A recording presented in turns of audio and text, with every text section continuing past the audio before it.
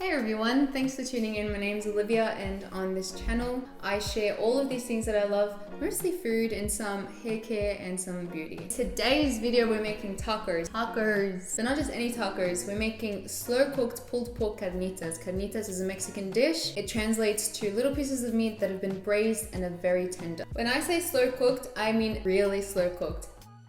So it's cooked in a Dutch oven, in the oven, for 8 hours. What I love about this recipe is it doesn't take long to assemble. You just throw everything into this pot, put it in the oven for 8 hours and you're good to go. If you don't have one of these bad boys, you can use any oven-proof thick pot, or you can use a slow cooker. I really suggest you invest in one of these. They are amazing. I use it so often. You can find some that are very reasonably priced, around $30 or $40. They last you a lifetime, and I even bake sourdough bread in this. Dutch oven, sponsor me.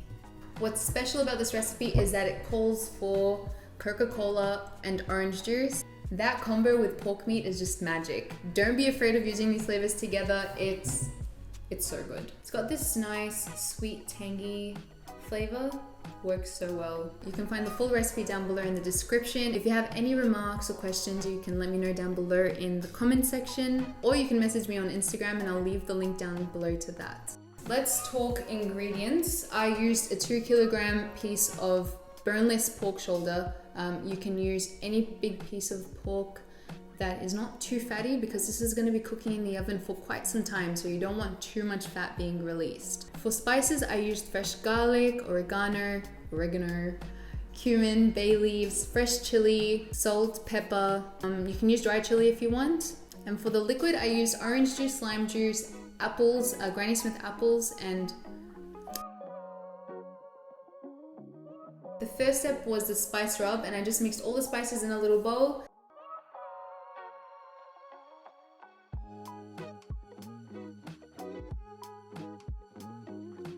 And after patting the meat dry with a paper towel, I sprinkled the spice rub all over the piece of pork, both sides, and gave it a bit of a massage. With the fresh garlic cloves, I cut those into thin slithers. And then using a very sharp knife, I made little slits in the piece of pork and stuffed those pieces of garlic inside. Now you can choose to do this on one side, but I went ahead and did it on both sides, extra flavor.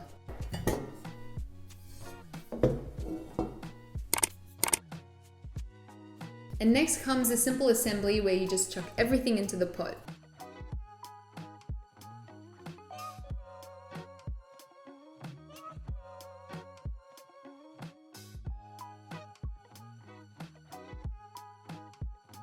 With the limes and oranges and any citrus, I always give them a bit of a roll, and that makes the juicing process easier and more efficient. And I used the zest of both the limes and oranges, extra flavor. Thinking back, I probably could have used more orange juice, so if you have more at hand, just feel free to put some more in.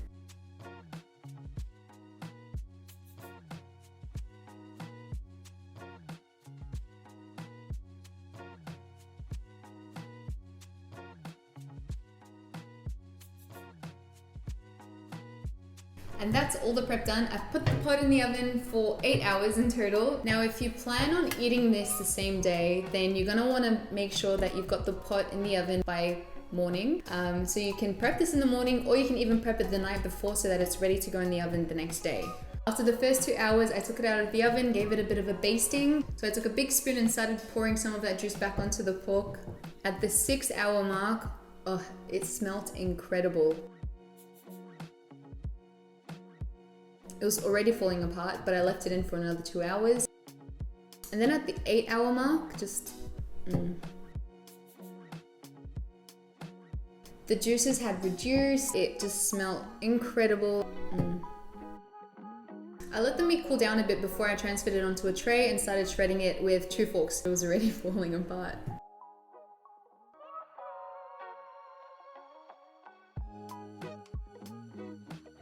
Now with the juice, don't you dare throw that away. That has so much flavor. So I strained it and then poured it right back onto the meat to soak up till the next day.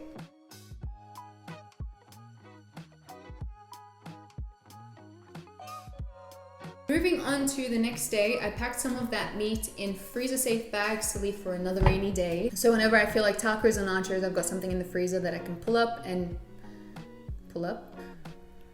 Now to reheat the meat, you can choose to do this in a pan or in the broiler of an oven or even in the microwave. I tried all the ways and they all work really well. My favorite would probably be the pan or the broiler because you can get a bit of a crispy layer. If you're gonna use the broiler, make sure you add a bit more moisture so that the meat doesn't dry up, and don't step away from the oven. It only takes about 5 minutes to cook and be crispy. While the meat was heating up, I was warming the tortillas. I really like corn tortillas. I also like hard shell tacos, but it's up to you, whatever you prefer. No judging. If you haven't already liked this video, go ahead and give it a thumbs up.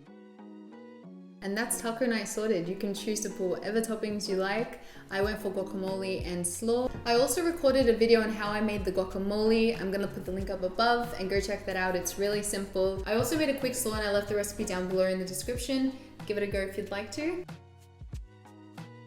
I hope this video inspired you to either give this recipe a try, or I hope you get in the kitchen and create something. If you want to see more of me, make sure you subscribe to this channel. I post twice a week, and so I'll see you next week.